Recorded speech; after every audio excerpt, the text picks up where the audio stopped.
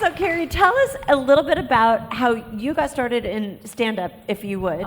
Okay, I'll give you the 30-second version. I was at Second City and was there for 2 years and in the main company, and I was always feeling like, Kerri's the Christian. And one of my castmates ended up getting, saved there, which was really exciting. And at Second City, I've just watched some of my friends just kind of blow up, like Simon, who is now one of the regulars on Big Bang Theory, and Derek Waters, and he was a Christian friend of mine, and just to talk about the line, he loves Jesus. And I remember he called me, he's like, I created this show, I don't think you're gonna like it, it's called Drunk History, anyway,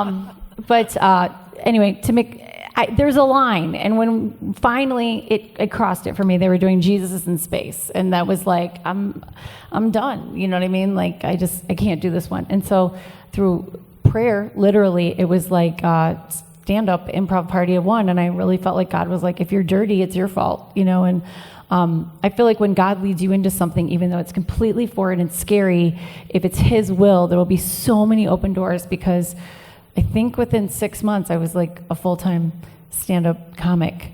And you talked about women and men. I think in stand-up comedy, there's like a reverse thing going on. As a woman, you actually get to cut to the front of the line as a woman. And I remember even going on theatrical auditions as a woman. If you put stand-up on your resume, it helped. If anybody's ever interested as an actor, putting stand-up comedy gives you some kind of like street cred, I guess, So it was a good decision, and that's kind of how I got into stand-up. Did it come out of the desire to control content? Absolutely, 150%. That Charlie Sheen story is actually true, but there was just too many things and we still struggle.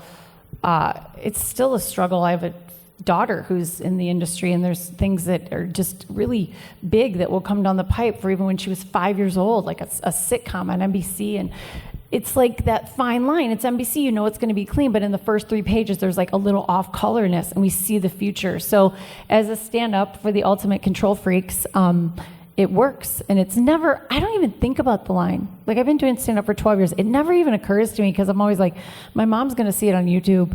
Like, why would I be dirty, So it's interesting that we're dissecting that. So it's, and some of my comic friends are here. All of my friends that do comedy in churches and do comedy in clubs have the same act.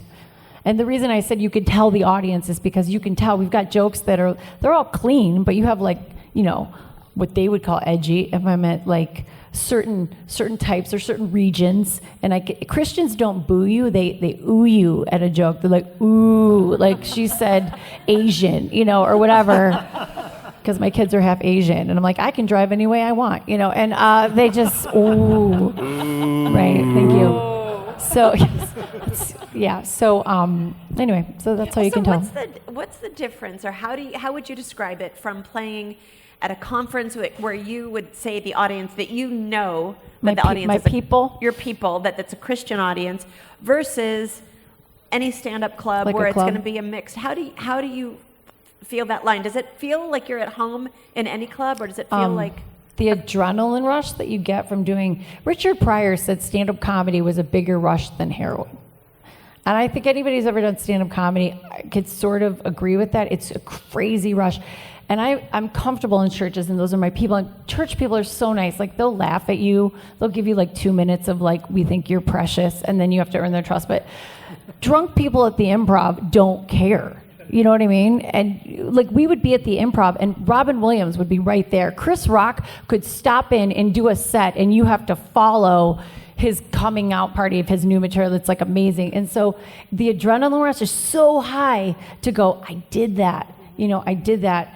And then it's just a really great feeling. And then there's always prayer opportunities later. And one of the funniest stories was Comedy Central reviewed my stuff, and they were like, I heard this secondhand, they go, we love that character that she plays. That dumb Christian girl, she's really ditzy, and did she make it up? Like, so that's going to get me a deal. Yes, I did.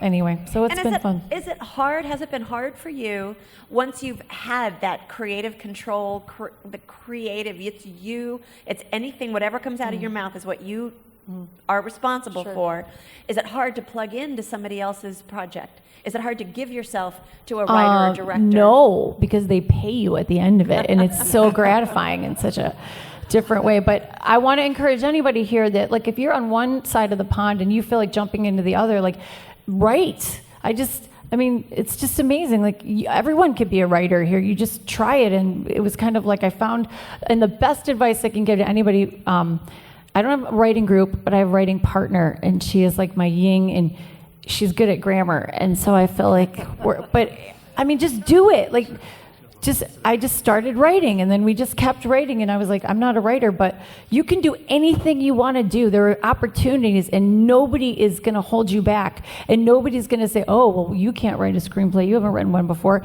Like, just do it, and let the work will speak for itself. Right.